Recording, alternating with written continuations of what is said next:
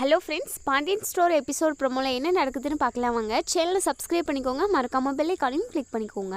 எங்கள் குமார் வந்து நம்ம சுகன்யாவுக்கு கால் பண்ணி, சித்தி எனக்கு ஒரு ஹெல்ப் பண்ணுங்கள், அரசிக்கிட்ட பேசுங்க சித்தி, ப்ளீஸ் சித்தி, அவளை எப்படியாவது பேசி பக்கத்தில் உள்ள அம்மன் கோவிலுக்கு கூட்டிடுவாங்க அப்படின்னு சொல்கிறாங்க.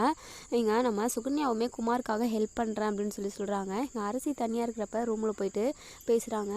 இங்கே பாரு அரசி, பாவம் குமார் எப்போவும் ஊன் நினைப்பாக தான் இருக்கான், உன்னை அவனுக்கு ரொம்ப பிடிக்கும். இங்கே பாரு அரசி, தயவு செஞ்சு குமாரை வந்து விட்டுடாத, அவனை கல்யாணம் பண்ணிக்கிட்டேன்னா உன்னுடைய வாழ்க்கை ரொம்ப நல்லா இருக்கும் இப்படின்னு சொல்லிட்டு எங்கள் சுகன்யா வந்து அரசிக்கிட்ட பேசிக்கிட்டு இருக்கா. அரசி பயங்கர கோவப்படுறாங்க. இங்கே பாருங்க அத்தை, தயவு செஞ்சு குமாரை பற்றி என்கிட்ட எதுவுமே பேசாதீங்க. ஏற்கனவே அவரை பற்றி நீங்கள் நல்ல விதமாக பேசி என் வாழ்க்கையவே அழிச்சிட்டிங்க.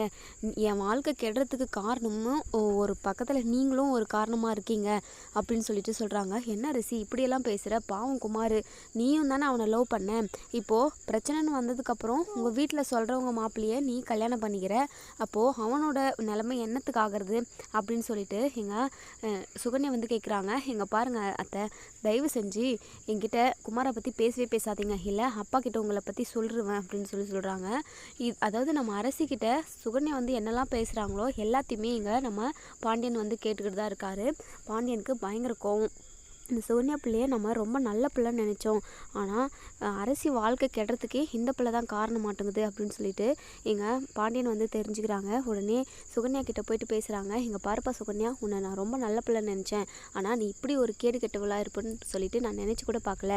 குமார் பக்கம் சப்போர்ட் பண்ணி இப்போது அரசி வாழ்க்கை கெடுக்கணும்னு நினைக்கிறியா, உன்னை நான் சும்மாவே விட மாட்டேன் அப்படின்னு சொல்லிட்டு பல்லார்னு ஒரு அறை விடுறாங்க சுகன்யாவுக்கு. சுகன்யாவுக்கு கை காலெல்லாம் நடுக்க வந்துடுது. பழனி வந்து அப்படி அதட்டுறாங்க. இங்கே பார், அரசி விஷயத்தில் தலையிட்ட அவ்வளோதான் உனக்கு அப்படின்னு சொல்கிறாங்க. இனி என்ன நடக்கும் அப்படின்றத வெயிட் பண்ணி பார்ப்போம் ஃப்ரெண்ட்ஸ்.